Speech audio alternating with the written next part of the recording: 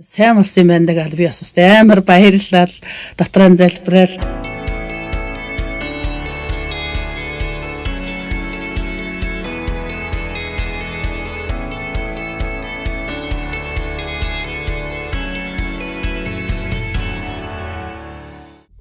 Одоогоос жил гаруугийн өмнө би нэг осолд ороод тэгээ өрөөснөд маань хараагүй болсон.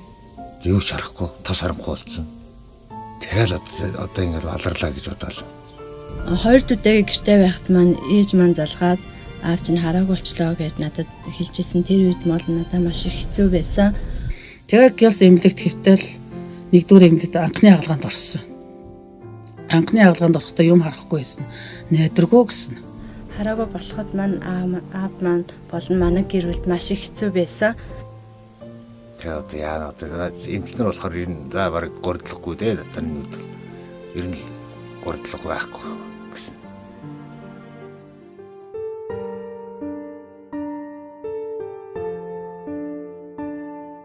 Миний хувьд аавынхаа төлөө хийх зүйл маань болохоо залбирах байсан. Тэгээд залбиралсэн.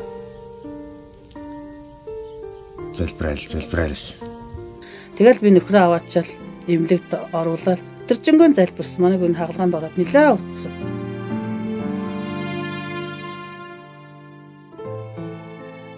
Тэгэл миний нүдийг хаглал маргааш ирцтэй хараагаа шалгуулад боолтоо авахулраа гэд явуулсан. Амжилттай болсон. Маргааш нэг хаалганы үр дүнг үзэх гээд буцаад очлоо нөгөө эмнэлэг дээрээ. Тэгээ шууд совлогч боолтыг аваад харсан. Шууд харсан.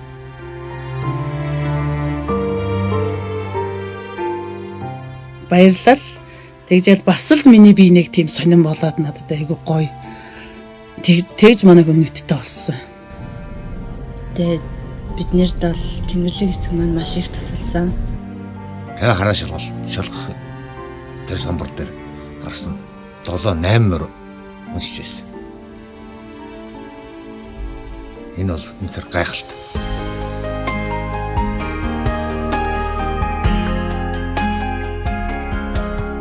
Би дотроо тэгж боддتي. Би сүмдээ үнэнч.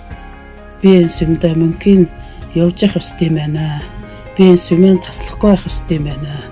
Ямар ажилтай байсан ч, юутай байсан ч гэсэн би өөрөөсөө зав гаргаад сүмдээ байнга явж явах ёстой юм байна гэж би надад тийм бодол төрөгцөн.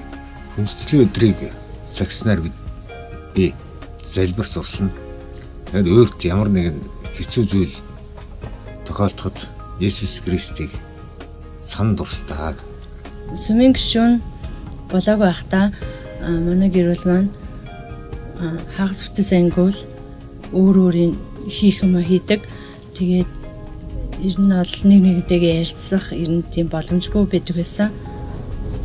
Сүмдээ явж ирчээд судар сургаалаа уншаал тэгэл сүмдэр манай анги тийм хичээл заасан, таны анги ямар хичээл заасан, таны анги ямар хичээл заасан гэх ингээ хөгдүүдээс ингээд асуугаад манай анги ийм хичээл заасан, манай анги ийм хичээл заасан гэл хідүүлээ тэр сурсан багш нарынхаа заасан тэр сурсан нэг үгийч гэсэн сурсан бол тэр үгэн гэр бүлдэн хэрэгжүүлдэг. Тэгэл сайхан хөгдүүдтэйгээ битээр нэг өдөр ч гэсэн сайхан аз жаргалтай сайхан унждаг. Манай гэр бүл тэр айгүй сайхан аз жаргалтай. Бараг тэр дараагийн 7 битээсээ өдөр хүртэл аз жаргалтай байдаг. Маш их өөрчлөлт ордог манай гэр бүлд. Их эзэн бурхан Тэнгэрлэг эцэг намайг ажиллаж хүүтэй болгосон. Тэгээд дээрэс нь хараа оруулж нүдтэй болгосон. Энд үнэхээр их талархаж байна.